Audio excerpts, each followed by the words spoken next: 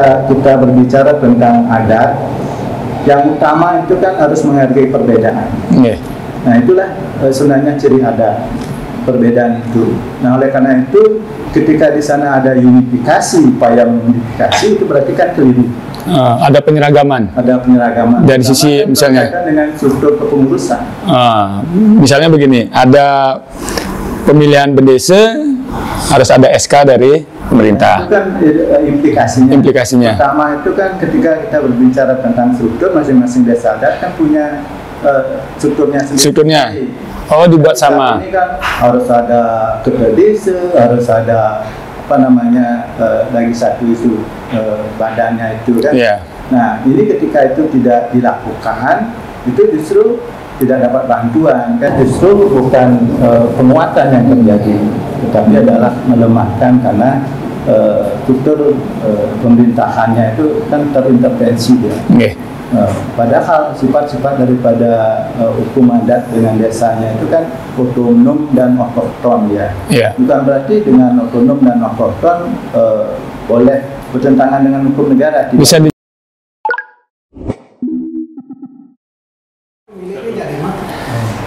Sahabat Cendekia, persoalan desa adat di Bali saat ini menjadi headline atau perbincangan dari masyarakat Bali. Dan beberapa saat yang lalu, Universitas Warmadewa melakukan bedah buku yang mengupas tentang desa adat di Bali. Dan buku yang sudah diterbitkan adalah dengan judul Pergolakan Penguatan Desa Adat di Bali. Saat ini kita akan berbicara tentang apa problematika yang dibahas dalam buku berjudul Pergolakan Penguatan Desa Adat di Bali yang diterbitkan oleh Warmadewa. Hari ini saya mengundang cendekia dari Universitas Warmadewa, Profesor Dr. Imade Suwitra SH.MH. Apa kabar, Prof? Baik. Terima kasih sudah bersedia berdiskusi di Ampik Cendekia, yang memang kita khusus mengundang para cendekia untuk berbicara persoalan-persoalan sosial, ekonomi, politik yang ada di Bali. Paling tidak bisa memberikan perspektif dan kajian tentang persoalan-persoalan atau dinamika-dinamika yang ada di Bali, sehingga itu menjadi perspektif baru buat publik. Profesor Made Suwitra adalah seorang guru besar di Fakultas Hukum, kemudian juga Kepala Lembaga Penelitian Warmadewa. Aktif juga sebagai Kepala Divisi Hukum L2 Dikti 8. Kemudian menjadi tim ahli produk hukum di Pemkot Denpasar dan kelitbangan di Pemkab Kelungkung. Prof, bisa cerita apa yang menjadi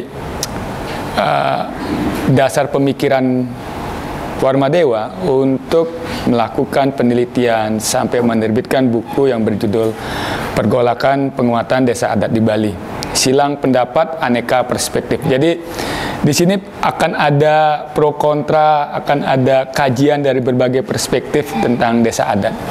Bisa Prof cerita mungkin dari sektor ekonomi, kultural, dan dinamika lainnya. Silakan, Prof. Sebenarnya desa adat itu kan pertama kita harus melihat bagaimana dia ada sampai saat ini. Karena kalau kemarin kan ada dua badai yang saya sebut dua badai. Pertama pada tahun 79. Pada tahun 79 sebenarnya desa adat kan ada pada pilihan mau didaftarkan atau masih tetap akan dipertahankan. Nah, pemerintah daerah pada saat itu tetap mempertahankan, sehingga badai pertama berlalu. Nah, kemudian di badai kedua itu pada saat terbitnya Undang-Undang 6 2014 tentang desa. Nah, di sini lagi bahwa legislatif dan eksekutif kita itu ada dua pandangan. Dan bahkan gitu ya, ada wakil kita yang ada di Jakarta dulu justru menginginkan agar ya desa adat ini didaftarkan. Orientasinya adalah bantuan 1 miliar. Oh ya. Nah, berangkat dari kondisi itu ya, karena saya adalah sebagai akademisi dan kebetulan ada di tim hukum Kota Denpasar. Nah, dari sana sebenarnya memulai dan ada amanat agar desa adat tetap dipertahankan seperti sebelumnya. Sehingga kami selalu berjuang dari konsep-konsep yang mendasar, gitu. Bahwa desa adat itu harus kita pertahankan karena desa adat itu adalah merupakan salah satu ciri dari Bali. Dan bahkan saya meyakini nantinya badan-badan persekutuan hukum yang masih utuh di Indonesia hanya Bali. Dan bahkan sampai saat ini pun kita amati di berbagai wilayah, terutama yang dulu dinyatakan kuat kan di Nagari, Sumatera, saat ini sudah runtuh. Nah, ini yang menjadi sebenarnya motivasi kita gitu ya, dari aspek akademisi, memberikan pemikiran-pemikiran agar para politisi itu ketika membuat kebijakan itu tepat. Tidak hanya berbicara tentang penguatan dalam arti wacana gitu ya, tapi memang harus betul-betul bagaimana standar-standar yang harus ditentukan agar semua komponen yang ada di Bali ketika berbicara penguatan sama. Saat ini kan masih yang terjadi seperti apa sekarang, Prof, di era saat ini? Saya mengamati bahwa ketika berbicara tentang penguatan ini kan belum ada standar yang jelas gitu. Apa yang sebenarnya kita konsepsikan dengan penguatan itu, dari mana, oleh siapa, kan itu. Karena ketika standar-standar ini tidak ada, ini akan memberikan peluang bagi para pihak untuk mengatasnamakan penguatan, tapi orientasinya adalah untuk kepentingan kelompok. Dan Prof melihat seperti itu terjadi. Kita lihat makanya mulai tahun 2020 sebenarnya kita sudah mencoba untuk menerbitkan buku-buku tentang penguatan desa adat. Makanya melalui akademisi inilah kita berharap bahwa pertama itu kan orientasinya kepada desa adat itu sendiri biar sadar dirinya, harus kuat. Nah, bagaimana mereka harus memposisikan dirinya dan sampai dia kan terkooptasi, kan itu. Walaupun ada berbagai bantuan, jangan sampai bantuan ini kan menjadi syarat gitu loh. Walaupun statementnya kan tanpa syarat, tapi dalam kenyataannya kan kita praktiknya banyak syarat kan? Ya banyak syarat. Nah, kemarin buktinya dengan terbitnya Perda 4 2019 tentang desa adat. Ya, kemarin kami sudah memberikan masukan sebenarnya sebelum ketok palu ya. Yang pertama, duplikasi daripada antara asas dengan pasal-pasalnya itu kan justru terjadi. Artinya ketika kita berbicara tentang adat, yang utama itu kan harus menghargai perbedaan. Nah, itulah sebenarnya ciri adat, perbedaan itu. Nah, oleh karena itu ketika di sana ada unifikasi, upaya unifikasi, itu berarti kan keliru. Ada penyeragaman. Ada penyeragaman. Dari sisi misalnya dengan struktur kepengurusan. Misalnya begini, ada pemilihan bendesa harus ada SK dari pemerintah. Itu kan implikasinya. Implikasinya. Pertama itu kan ketika kita berbicara tentang struktur, masing-masing desa adat kan punya strukturnya sendiri. Strukturnya. Oh, dibuat sama. Ini kan harus ada ketua desa, harus ada lagi satu itu badannya itu kan. Nah, ini ketika itu tidak dilakukan, itu justru tidak dapat bantuan kan itu ya. Bisa jadi tidak dapat SK-nya. Nah, apalagi seperti itu. Nah, kemudian dalam konteks bagaimana proses pemilihan, masing-masing desa adat pun sudah punya dia. Dan inilah yang saya sebut ketika berbicara tentang koeksistensi ya. Kebetulan saya sendiri mengembangkan konsep koeksistensi dalam konteks sistem hukum, sehingga paling tidak dalam segi legal substan dulu. Ketika ada hukum negara, ada hukum adat, bagaimana hukum negara ini mampu untuk memberikan fungsinya sebagai social control, hanya menetapkan kondisi-kondisi yang sudah berlaku, sudah ditaati, tidak kemudian serta-merta untuk mensosial engineering pola-pola yang sudah dianggap baik dan mapan itu. Nah, salah satunya tentang struktur dan cara-cara pemilihan. Nah, yang Prof amati, struktur itu apakah sekarang semua seragam di hampir 1.400 desa adat? Dan yang berikutnya tadi, ya, awalnya begitu Perda ini kan diseragamkan, bahkan seluruh desa adat ketika ingin bantuan itu harus mengikuti pola-pola itu. Jika tidak mengikuti pola, tidak dapat 300 juta itu. Padahal kan kami selalu menyatakan bahwa bantuan itu adalah hak daripada desa adat.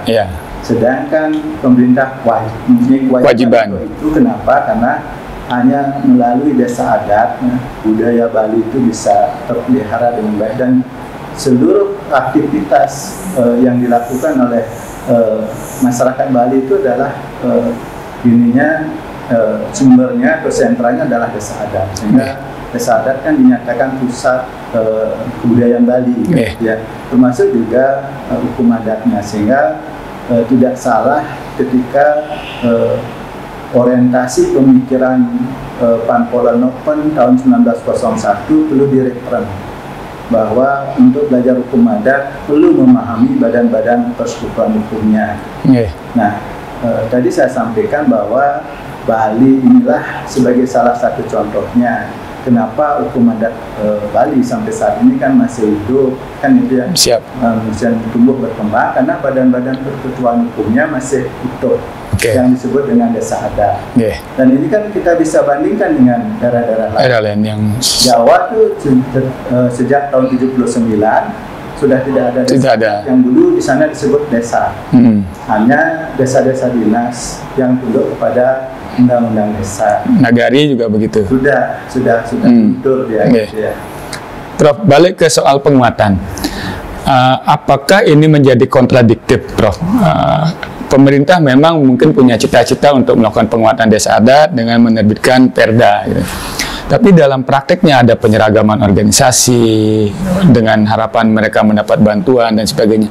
Apakah Prof melihat itu sebagai hal yang kontradiktif? Justru menjadi melemahkan, ini dari sisi struktur organisasi desa adat dulu, di ruang lingkup desa adat. Bagaimana menurut Prof?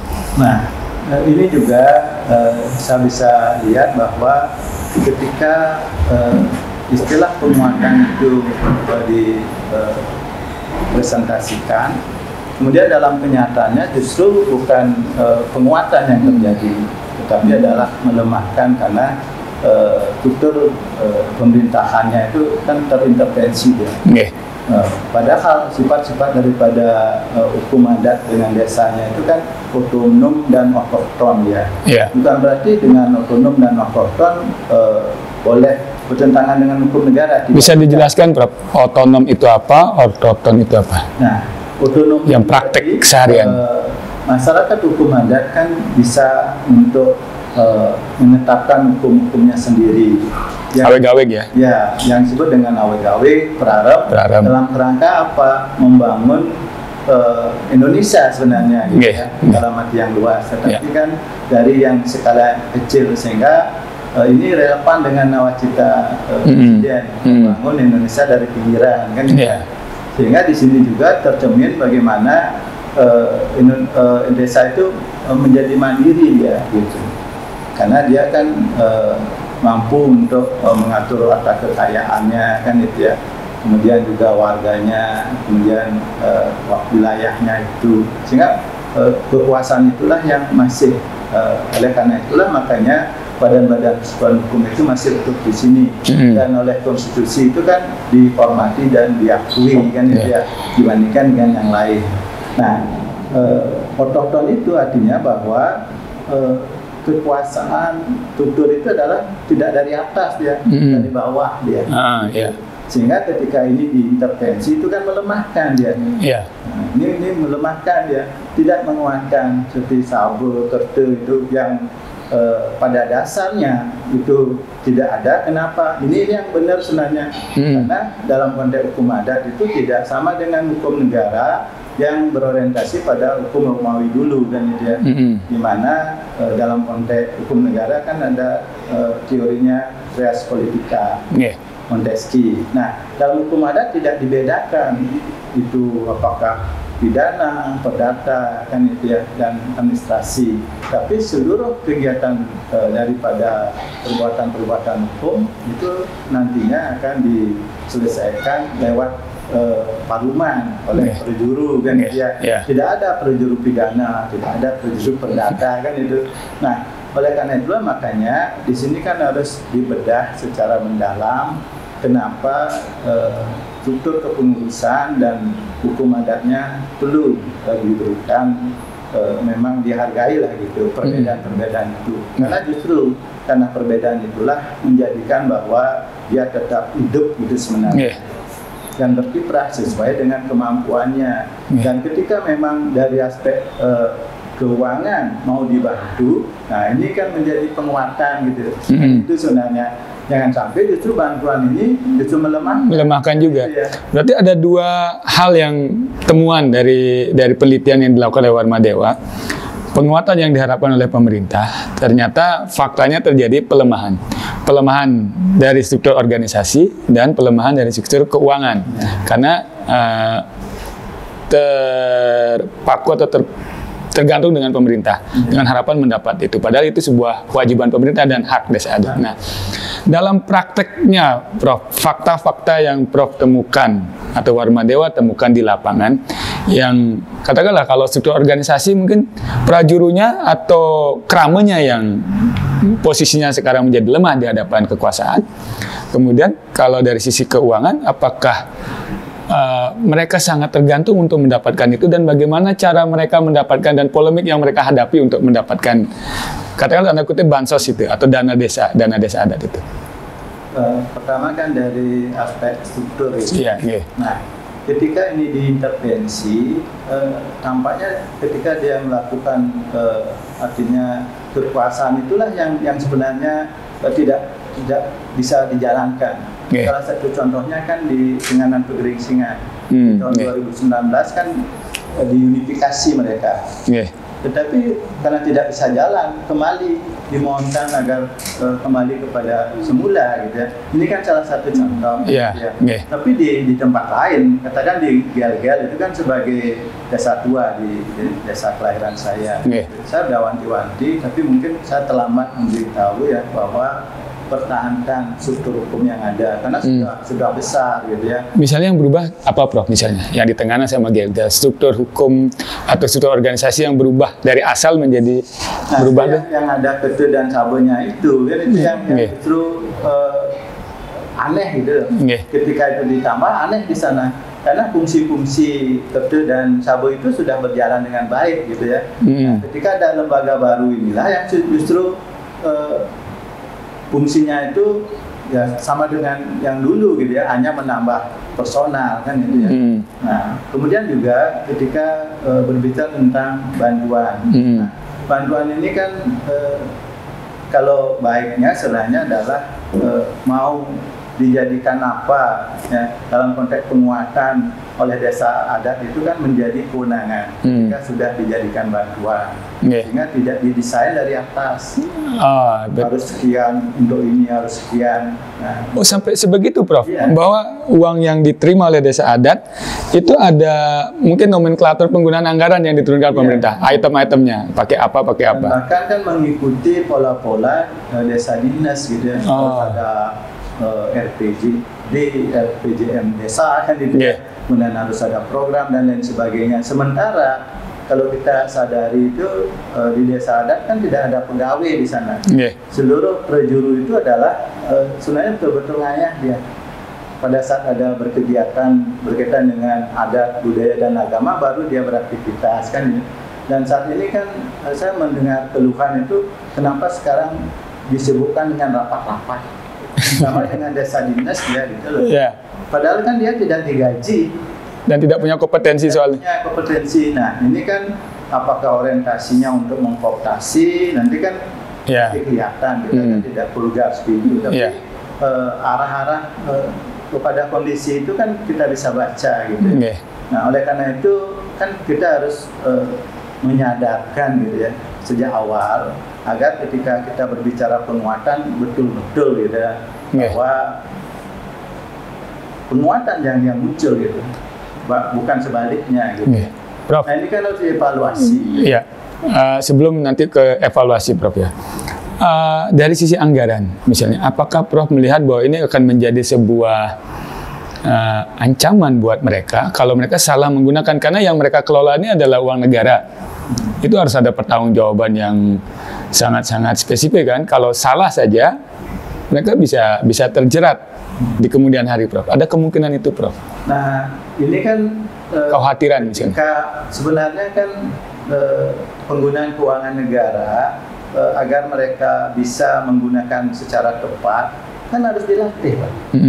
Dengan program-program yang memang sudah mereka ada. Tidak seperti desa dinas kan sengaja membuat, cuma mencatatkan saja sebenarnya. Karena di setiap tahun, setiap bulan dibagi dalam 2 minggu bulanan itu sebenarnya banyak kegiatan yang dulunya kan tidak ada pendanaan.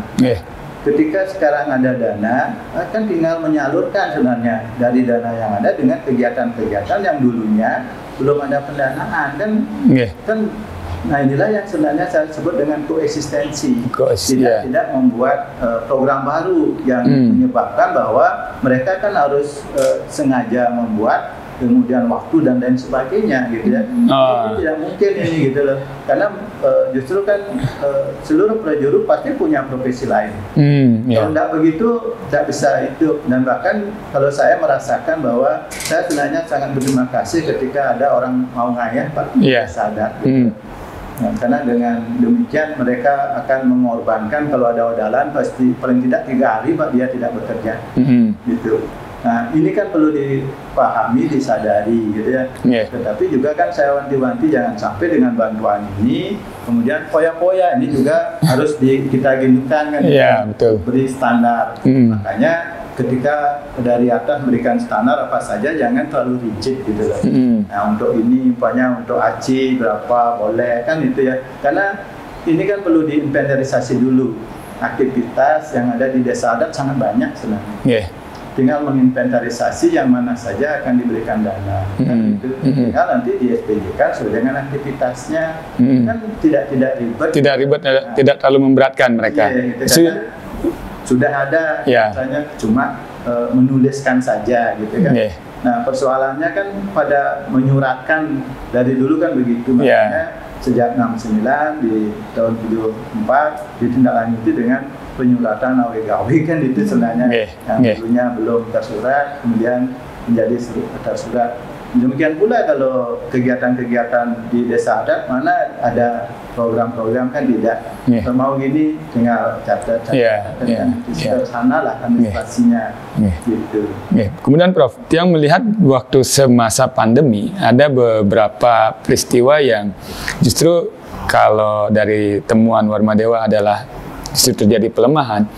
Saya melihat ada sebuah berita bahwa Ketua MDA pada ketika itu mengancam desa adat kalau tidak mengikuti atau melaksanakan tugasnya yang dibebankan pemerintah untuk menangani pandemi, maka tidak akan dapat bantuan 300 juta. Apa itu juga justru kooptasi terhadap desa adat?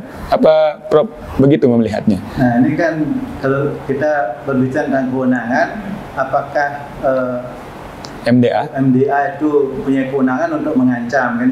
Padahal kan kita kembalikan kepada tusinya kan. Nah, apakah memfasilitasi, apakah membina dan lain sebagainya kan itu ya. Dan saya yakin bahwa tidak ada desa adat yang menentang pembangunan yang dilakukan oleh negara sejak dulu sampai sekarang. Tidak ada. Hanya saja ini kan kekhawatiran kalau seolah-olah ketika terjadi sesuatu kegagalan MDA, tidak ada kaitan antara apa yang dilakukan desa adat dengan MDA saat ini gitu ya. Dan bahkan saya justru kan berorientasi apa saja program MDA itu berkaitan dengan program penguatan desa adat ini. Catatan Prof bagaimana? Kan ini yang perlu dilakukan. Apa desainnya dalam tahun ini, program penguatannya dalam bentuk apa saja. Kan ini harus mereka share kan itu ya. Kemudian harus ada langkah-langkah nyata gitu, karena di sini justru perlu dilakukan litbang dan pengembangan sebenarnya, apakah hukumnya perlu dikuatkan, apakah SDM-nya atau dan lain sebagainya. Ini kan saya yakin di tiap-tiap desa itu pasti dia berbeda. Oleh karena itu real, makanya ketika berbicara hukum adat adalah hukum yang betul-betul ada di dalam kenyataan. Sehingga masing-masing desa adat itu pasti punya identitas sehingga tidak bisa diunifikasi gitu. Oleh karena itulah makanya ketika mencoba untuk melakukan pembinaan fasilitasi itu kan disesuaikan dengan kondisi masing-masing desa adat. Prof, yang balik ke terjadi pelemahan, apakah keluarga kita, kerama kita, prajuru desa adat menyadari bahwa justru yang terjadi pada desa adat mereka itu terjadi pelemahan terhadap dirinya, terhadap otonominya, terhadap keramanya, kepada kekuasaan. Mereka menyadari, Prof, seperti itu, atau mereka masyarakat tampaknya mereka kan tidak melakukan amatan seperti kita di akademisi ya. Tetapi untuk prajuru itu dia merasakan gitu ya, tetapi tidak berani mengeluh gitu ya. Tapi ketika kita ajak ngobrol santai keluar. Nah, kan cara untuk mengobservasi kan salah satunya dengan ngobrol santai gitu ya. Jauh ininya mereka sudah bisa membandingkan gitu ya, apa yang ada dulu dengan apa yang ada sekarang. Belum lah bisa dianggap lebih baik gitu ya. Dalam konteks penguatan gitu. Juga dalam konteks bantuan keuangan juga belum dianggap lebih baik gitu. Karena kan ada pengetatan gitu ya, kemudian ada karusan-karusan yang tidak bisa dikatakan kalau dalam konteks pelaksanaan tidak boleh dialihkan itu modelnya, harus rigid ya. Kan ini perlu juga dilakukan evaluasi apakah memang bantuan model seperti itu sudah betul-betul dapat menguatkan kan gitu ya. Ini juga penting gitu ya. Jangan sampai kan hanya dari atas tanpa dilakukan semacam monitoring lah, monet gitu ya. Ini kan juga harus jujur, Pak. Monetnya juga harus jujur kan ya. Karena dari kita untuk kita gitu ya. Kalau memang ada yang lemah, kemudian ada yang belum baik, nah itu yang kita perbaiki dan kita akan tingkatkan kan? Karena kalau kita lihat dan bahkan semua perjuru kan menyadari bahwa kalau bantuan dengan biaya yang dikeluarkan desa adat dalam konteks upacara itu jauh lebih besar biaya-biaya yang sudah dilakukan oleh desa adat dibandingkan dengan bantuan 300 juta itu. Ada kan gitu. Tapi kan bukan dalam konteks itu. Ketika ini ada bantuan betul-betul bahwa akan dirasakan untuk bisa bermanfaat untuk menguatkan apa yang memang masih lemah desa adat kan gitu, dan itu pasti berbeda. Prof, yang terakhir nih Prof, apa saran Prof kepada desa adat dan juga kepada pemerintah sehingga pelemahan ini tidak menjadi badai yang ketiga buat desa adat nanti? Caranya apa, Prof? Nah, ini yang pertama kan memang desa adat kan harus melalui perjurunya, kemudian juga melalui keramanya, harus betul-betul mereka mampu untuk melakukan apa yang menjadi tugas-tugas mereka. Artinya tetap beraktivitas lah gitu ya. Dan kemudian juga paling tidak mampu untuk mengidentifikasi potensi yang ada di desanya masing-masing untuk kemudian dijadikan dasar untuk dieksploitasi sebagai sumber pendapatannya. Yeah. Apakah itu ada tanah desanya, apakah ada sumber-sumber daya alam yang lain, ketika bisa itu dimanfaatkan untuk meningkatkan PAD, itu harus selalu digarap dalam konteks perkembangan kekinian, kan ini sesuai dengan perkembangan-perkembangan yang ada, sehingga mereka mampu mengadaptasi. Nah, ini kan kemampuan adaptasi itu sangat penting. Ya. Nah, kemudian bagi pemerintah juga ketika memang ada ya tanah-tanah, katakanlah tanah provinsi gitu ya, yang memang ada di desa adat, ini kan perlu juga diperhatikan ketika memang desa adat itu mampu memanfaatkan, mengelola tanah-tanah itu, sehingga alangkah baiknya apabila ini diserahkan kepada desa adat agar memang betul-betul dapat kuat mereka, tetapi kan perlu juga dikontrol untuk apa saja, kan gitu, sehingga dengan sumber daya yang ada di desanya, kemudian ketika itu menjadi milik pemerintah, bisa diserahkan untuk bisa dikelola dengan baik oleh desa adat masing-masing, sehingga itulah sebenarnya kemandirian daripada desa adat. Baik, Prof. Sahabat Cendekia, ternyata kebijakan pemerintah mengeluarkan Perda Desa Adat dengan tujuan penguatan desa adat, justru temuan yang dilakukan atau dihasilkan oleh Warmadewa dalam penelitian tentang desa adat justru terjadi pelemahan. Nah, temuan-temuan yang dilakukan oleh Warmadewa ini semestinya menjadi catatan bagi pemerintah, sehingga desa adat tetap otonom, desa adat tetap mandiri, dan desa adat tetap langgeng sesuai dengan amanat Undang-Undang Dasar 1945 dan tidak punah seperti desa masyarakat hukum adat di daerah lain di Indonesia. Sahabat Cendekia, kita berbicara lagi di sesi berikutnya tentang desa adat. Sampai jumpa di sesi berikutnya. Salam Cendekia.